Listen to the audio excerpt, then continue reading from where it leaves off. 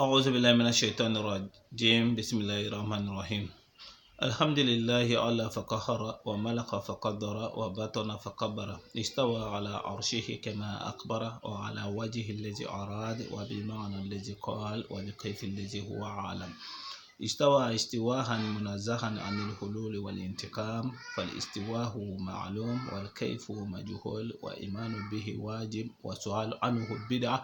ومن الله الرسالات وعلى الرسول البلاغ لأنه تعالى كان ولما كان وهو على ما كان قبل خلق المكان لم يتغير أما كان علم ما كان وعلم ما يكون وعلم ما لا يكون لو كان كيف كان يكون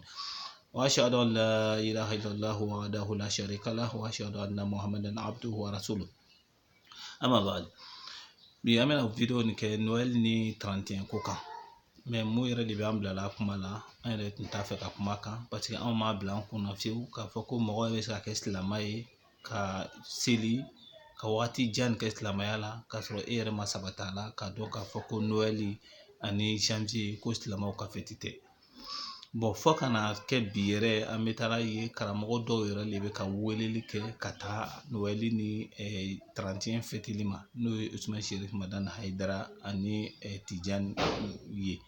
n'o ye ansar mɔgɔw ka karamɔgɔw ye u bɛ ka mɔgɔw wele ka taga ma donc an bɛ k'a ye bi mɔgɔ bɛ fɛn min wele mɔgɔ bɛ mɔgɔw wele ka taa fɛn min ma i y'o fɛn dɔ de ye donc chrétien ni ka ye mɔgɔ bɛ mɔgɔw wele la ka taa chrétien ma a b'an kamana gan k'a fɔ ko ninnu karamɔgɔya sawura b'o la k'a sɔrɔ chrétien moteur de b'o la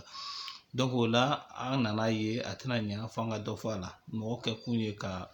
balan dilan walasa ye don i ni ta cɛ an ka mɔgɔw mun ye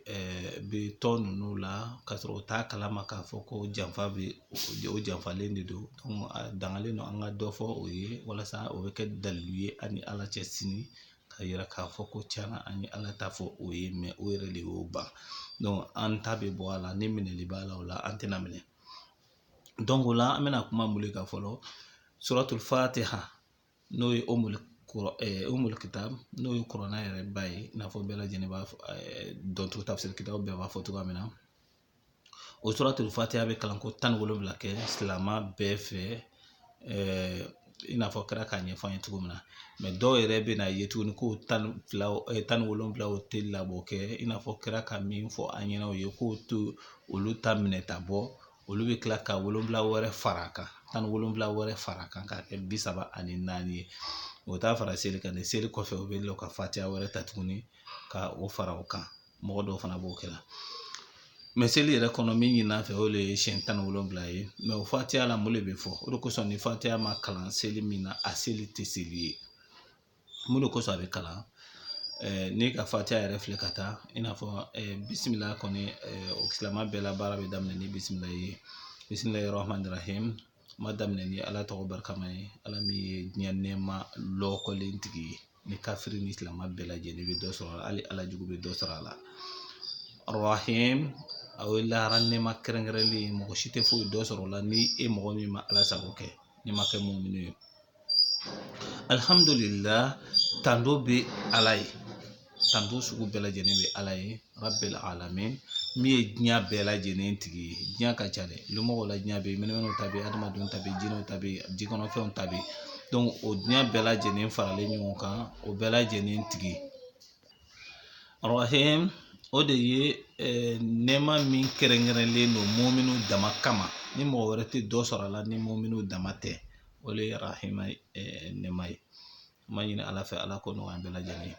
maliki yawmiddin e de ye masa ye bɛɛ lajɛlen bɛ majigi don min na bɛɛ lajɛlen bɛ majigi don min na dɛ o masa se tɛ mɔgɔ si ye don min na bɛɛ bololankolon don waati min na se foyi tɛ mɔgɔ ye mɔgɔ si tɛ se ka foyi ɲɛ mɔgɔ si ye don min na wa ma adraka ma yawmuddin yawma la tamliku nafsun li nafsin shay'a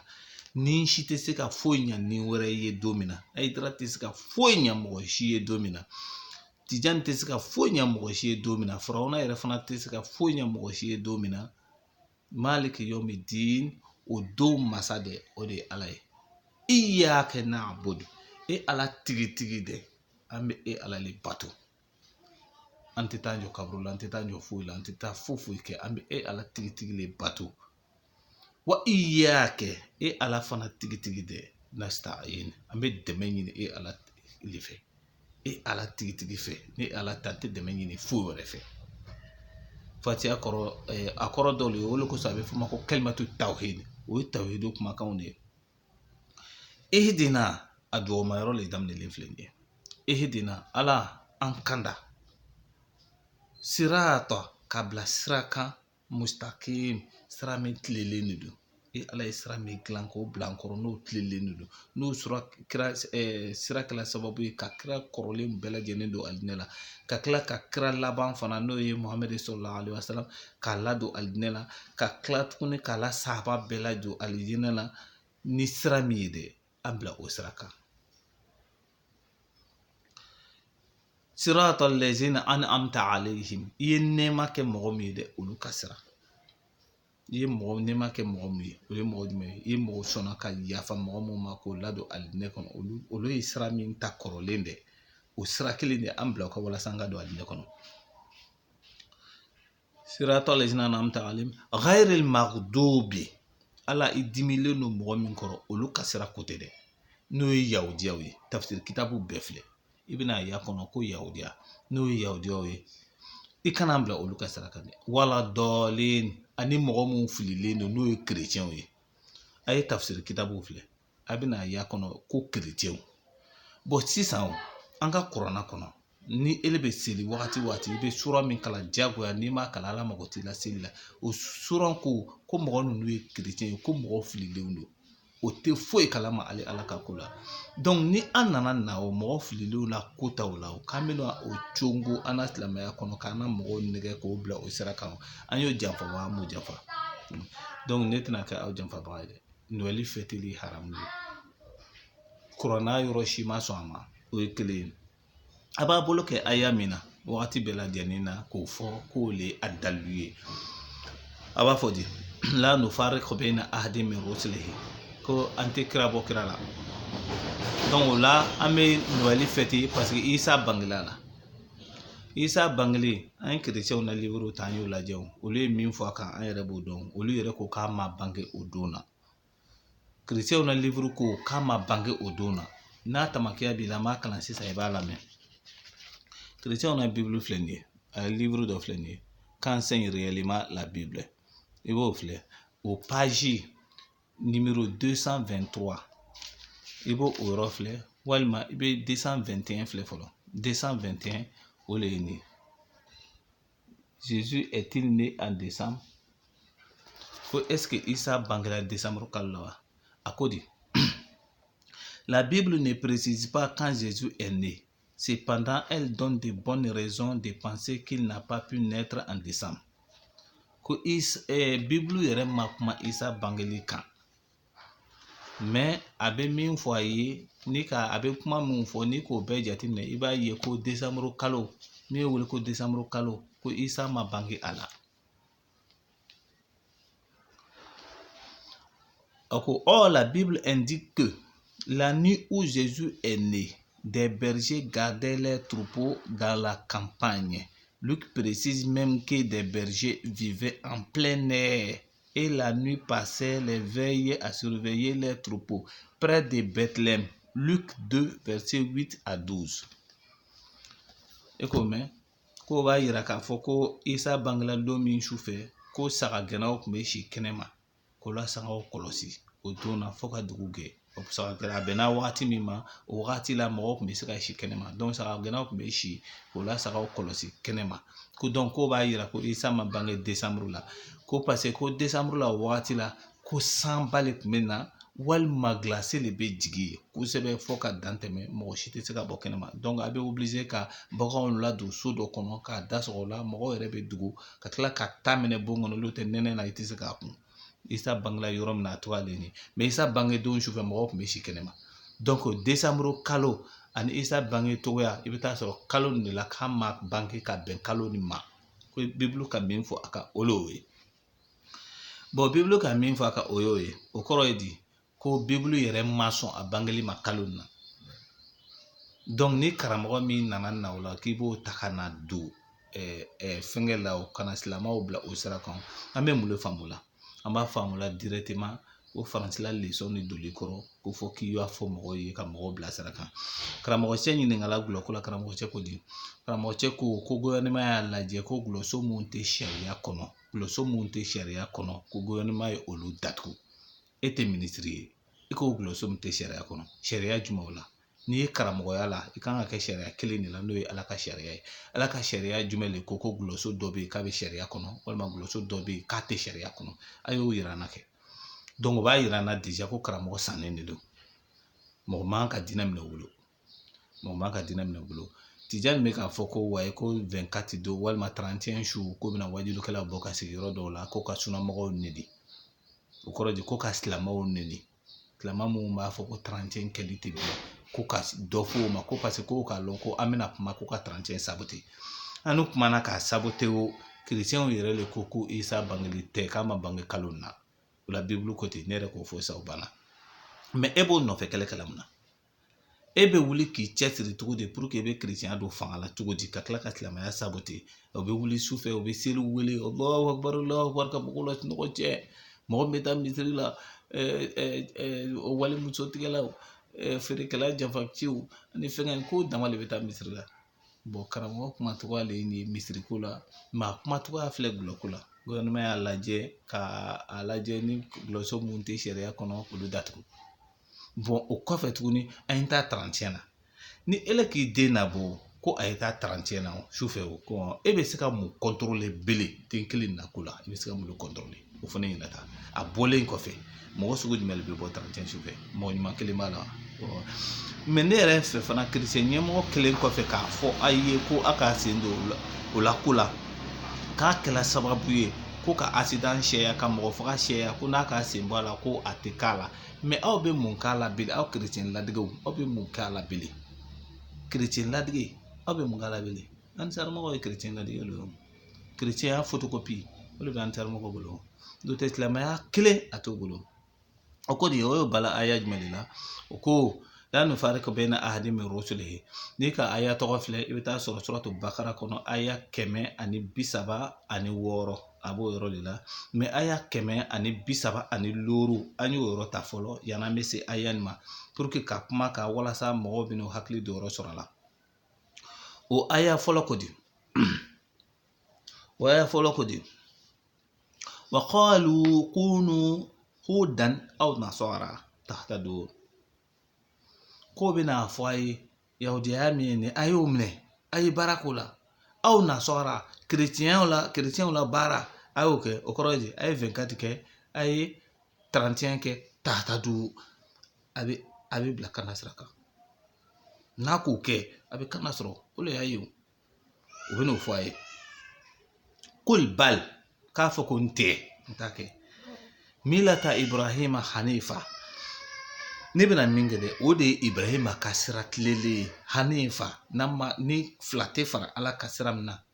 ne bɛna o de kɛ lam yakun minal mushrikin kuranna ko yɔrɔ na ko yahudiya ni chrétien k'a bɛɛ mushrikuya ko ibrahima tun tɛ mushriku ye o ye aya 136 suratu bakara kɔnɔ o kɔfɛ 136 an bɛna o de ta sisan o de ye jumɛn ye qulu amanna billah ko a y'a fɔ o ye o ko amanna billah anw limanayalen don ala ma mɔgɔ sa fɔlɔ yɔrɔ na ko an limanayalen don ala ma ka tila k'a fɔ yɔrɔ na ko lam yakun minal mushrikin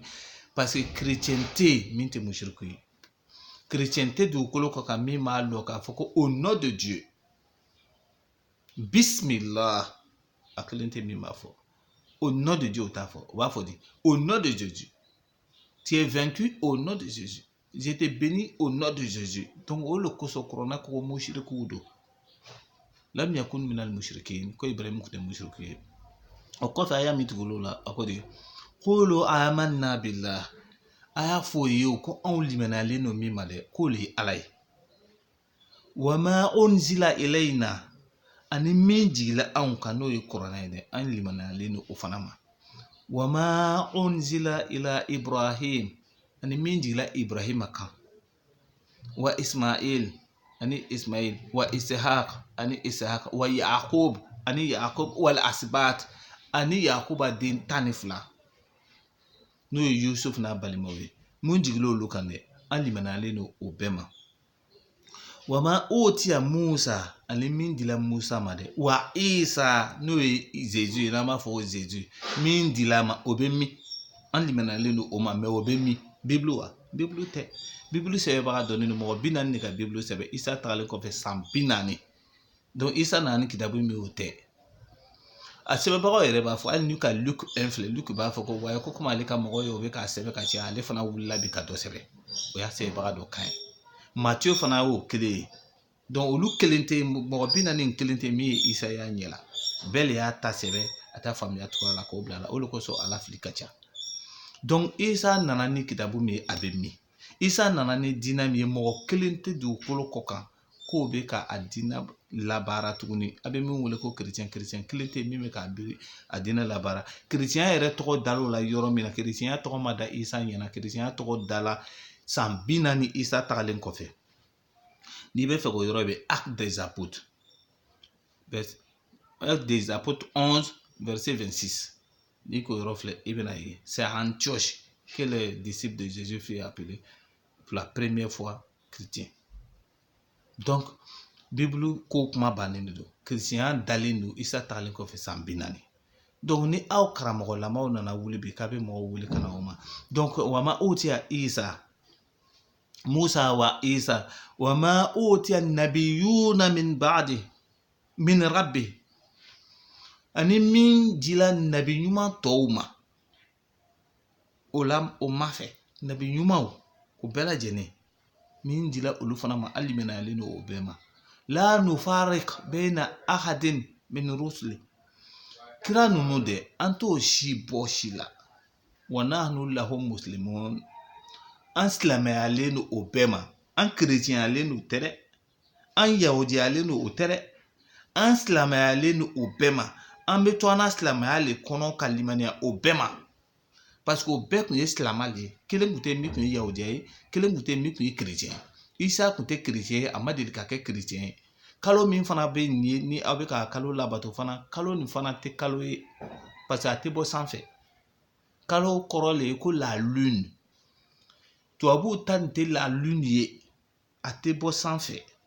min bɛ bɔ sanfɛ o ye an ta le ye fo an y'an wasa don o de la olu b'o ta publicité kɛra cogo min na ani k'o ɲɔgɔn yahudiya misɛnnin minnu dilanlen don o fɛ k'o bila karamɔgɔw cɛma i n'a fɔ Hayidara n'a jamaw silamɛw cɛma i n'a fɔ Hayidara n'a jamaw olu yahudiya sugu olu dɛ k'olu bila ka o kalo façon publicité kɛ o de kosɔn bi Tijani b'a fɔ ko wayi ko kalo dɔ fana don k'an kan ka tugu a kalo fana kɔ k'a fɛti kɛ fana kɛ ko parce que kalo dɔ don kalo tɛ kalo fila tɛ sanfɛ ni anw bɛ sun don an bɛ bɔ ka kalo min ɲini o de ye kalo ye ni seliden sera an bɛ bɔ ka min ɲini o de ye kalo ye ni seliba fana wagati sera an bɛ min jateminɛ o tile 10 ka taa an na seli kɛ o de ye kalo ye n'a bɔl'o la min dilanlen don min fabriquelen don kalo tɛ mɔgɔ sɔrɔ kalo tɛ parce que a bɛ bɛn tile 360 ma kerecɛnw ta nin calendrier grégorien tile 360 mais ala ye kalo min dilan ka d'a ma tile 360 lóru t'o kan donc sisan ni fila bɛ ta cogo di hakili la donc ne fɛ silamɛw man ka t'o cɛsiri tuguni k'o bɛ taa kuma wɛrɛ fɔ na n'a y'a sɔrɔ ko fɛn dɔ fanga dɔ ma diyagoya a kan Faransi fɛ k'a ye nin kɛ diyagoya parce que médaille dilan ma la o ko ten la nufariko bayna ahadin min rusulihi bon n'an ko a y'a ta yɔrɔ na sisan k'an bɛ o kɛ ni dalilu ye o k'an tɛ kira woloma o bon wolomabaliya aw t'o de kɔ bon n'a bɛ wolomabaliya kɔ baasi t'a la ala ko ten k'olu amanna billah a y'a fɔ k'a limaniyalen don ala ma wama unzila ilayna ani min jigila an kan n'o ye kuranɛ wama unzila ala Ibrahim donc min jigila Ibrahima kan donc n'a ko k'a bɛ Isa denkuji kɛ diyagoya k'o ye 24 ye donc a b'a daminɛ Ibrahima la fɔlɔ a b'o wolodon ɲini fɔlɔ k'o dɔn fɔlɔ ka sɔrɔ k'o kɛ n'a bol'o la wa Ismail ani Ismail fana wolodon a b'o ɲini k'o dɔn fɔlɔ k'o kɛ n'o bɔla o la Isahak a bɛ Isaka wolodo ɲini fɔlɔ k'o dɔ k'o ban ka sɔrɔ k'o kɛ wa Yakub ani Yakuba wolodo a bɛ Isayi k'o ɲini k'o dɔn fana ka sɔrɔ k'o fɛti kɛ wala Asbat ani Yakuba den 12 n'o ye Yusufu n'a balimaw ye k'olu wolodenw dɔn fɔlɔ k'o ban ka sɔrɔ k'olu dengoji fana kɛ olu bannen kɔfɛ sisan o ma o tiya Musa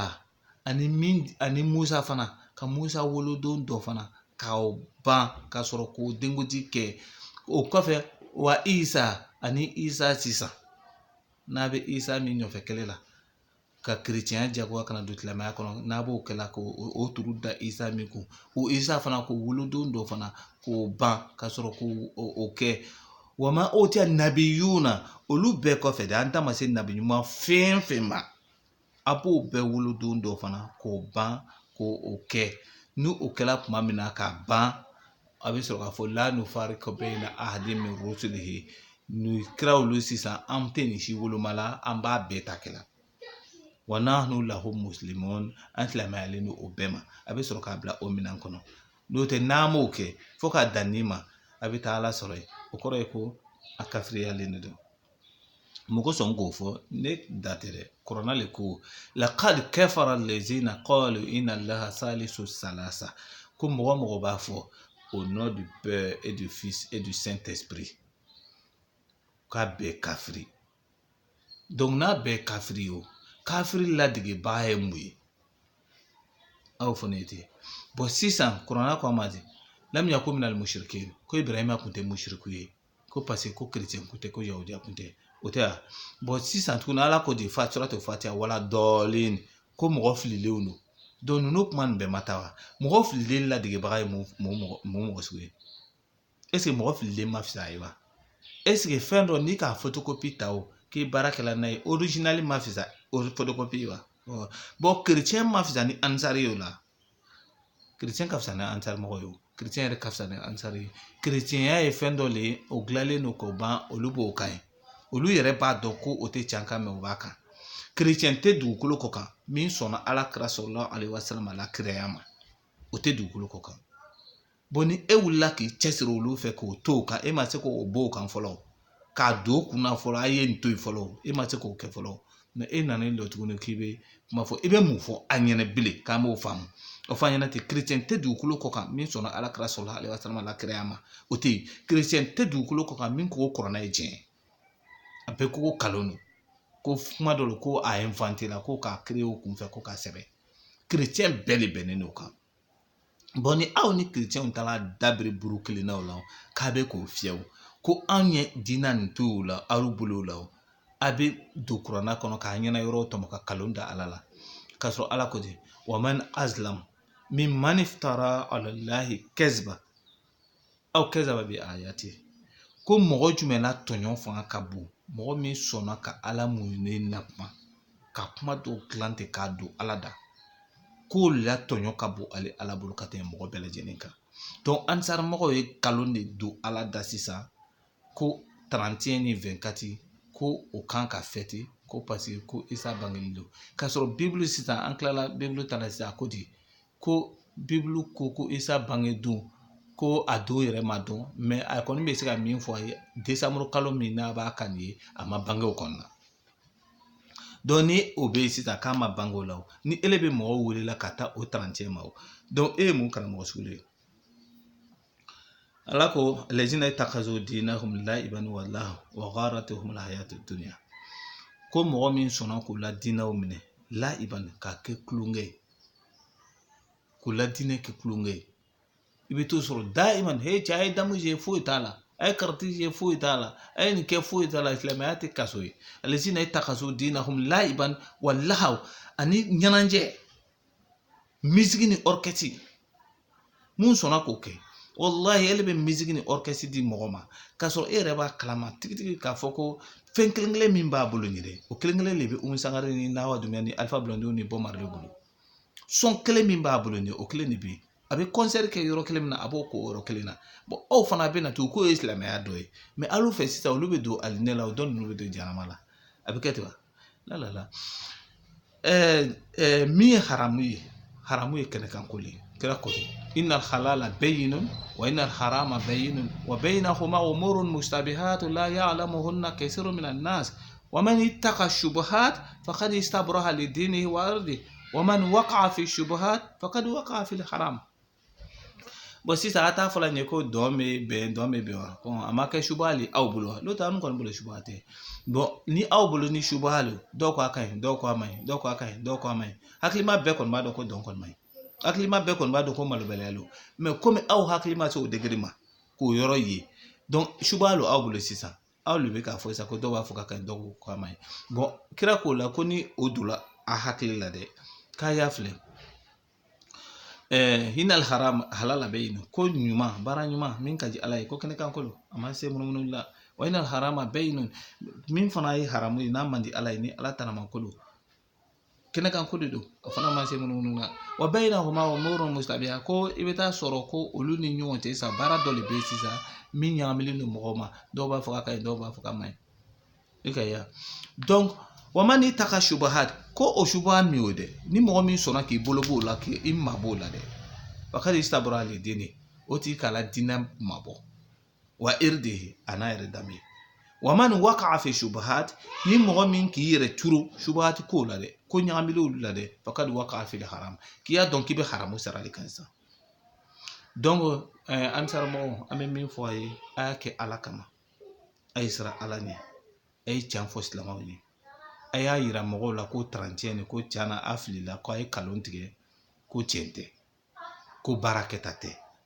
ko sitana bɛɛ lajɛlen bɛ bɔ a don tɔgɔ su ka yaala kojugu bɛɛ lajɛlen de bɛ wuli k'a jɔ a don tɔgɔ su donc a ye a kɛ Ala kama a b'o ɲɛfɔ mɔgɔ ye mɔgɔ tɛ se k'a fɔ ko ele la wuli ka jɔ ye walasa jogo ye ɲa ka tila ka 31 sira siyan k'o bila mɔgɔw kɔrɔ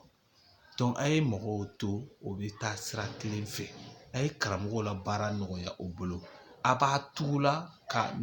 baara ɲagami ta mɔgɔw bolo wari ni dugɔ kama walasa a ye taa sira dɔ fɛ mɔgɔw tɛ taala min fɛ mais an kɔni bɛ min ɲini a fɛ a y'a kɛ Ala kama a ye siran Ala ɲɛ a ye kuma sugu ninnu a y'a dabila Abubakar Fofana wuli k'i lɔ i bɛ ko sugu ninnu dabila k'ele ye diinɛ ɲɛfɛ diinɛ dun bɛ ka tiɲɛ e ɲɛna donc ni ele ma wuli a bɛ kɛ kabako y'an bolo dɛ an bɛna an yɛrɛ ɲininka o ni bon Khalif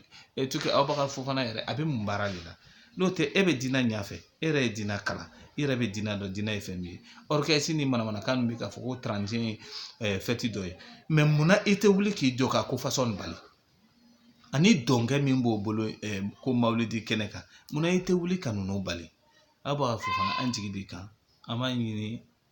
tuke bɛɛ lajɛlen fɛ bɛɛ lajɛlen ni faamuya a faamuyali ko ɲuman na bɛɛ y'a dɔn k'a fɔ ko Usman Sherif Madan Haidara ani Tijani wagati min don an bɛ wagati min na komi sisan dajali min kun fɔla olu mɔgɔw nalen de don silamɛya o t'a ɲalen fɛ o b'o ni de kɔ o b'o ni dugɔn de kɔ donc Ala k'an kisi ka bɔ o tɔɔrɔ ma Ala k'an kisi ka bɔ o tɔɔrɔ ma ni min b'a faamuya Ala k'o kanda nka ni min fana tɛna faamuya Ala ka doni daw kun o bɛ hami min na ka silamɛya ye k'a to yen ka silamɛw ye k'o to yen ka mɔgɔw lafili daminɛ wassalamu alaikum warahmatullah